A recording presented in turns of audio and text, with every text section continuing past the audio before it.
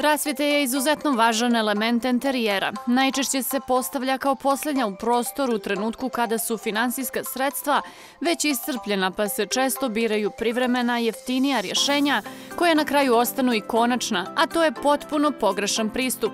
Naši prijatelji iz kompanije Cerovo savjetuju da se rasvjeta planira od samog početka. Svjetlosnim efektima najjednostavnije se mijenja doživljaj prostora.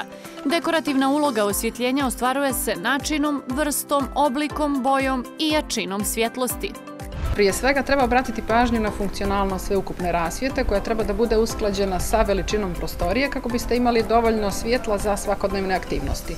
Od čitanja pa sve do ugodne večere sa ukućanima ili dragim prijateljima. Pravilno odabrana i prilagođena rasvjeta itekako utiče ne samo na izgled vašeg doma ili poslovnog prostora, već i na vaše raspoloženje. Preslabo osvjetljenje može izazvati slabljenje vida, a prejako nezadovoljstvo izazvano glavoboljom. Samo usklađena rasvjeta je ta koja olakšava kretanje kroz prostorije i boravak u njima, doprinosi ugodnosti, toplini i prijatnosti vašeg enterijera. Pravi odabir rasvjete sve od plafonjerki, stonih, podnih i zidnih lampi, pa do ukrasa poput fenjera i svječnjaka, mogu doprinijeti da u svom intimnom ambijentu pronađete ravnotežu između svjetlosti i sjenki kako biste mogli istinski da uživate.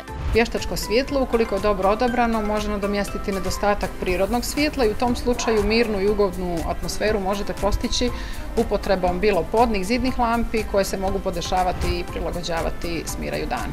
U zavisnosti od svog nauma možete težiti osvjetljavanju prostora u cjelini, njegovih dijelova ili vam pak rasvjeta samo po sebi može biti u prvom planu.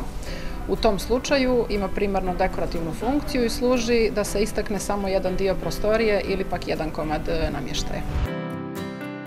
Najčešći odabir samo jednog rasvjetnog tijela u okviru prostorije nije dobar izbor. Treba kombinovati rasvjetu na više nivoa, vodeći računa da se svjetlo nalazi sa prave strane i da pada na pravo mjesto.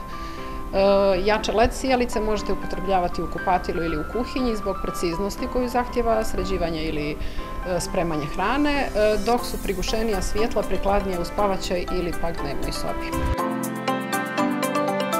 Svjetlost u prostoriji i promišljeno odabran detalj stvaraju topao, udoban i privlačan ambijent. Reflektori mogu posebno istaći određene segmente prostora, dok rasvjetna tijela od stakla u vašem ambijentu daju jednu notu luksuznosti. Podne lampe možete postaviti u zamračenije dijelove prostora kako biste u njih unijeli živost. One zauzimaju malo prostora, ispunjavaju funkciju osvjetljivanja, naročito u prostoru u kom dominiraju tamne boje i istovremeno služe kao vrhunski ukras.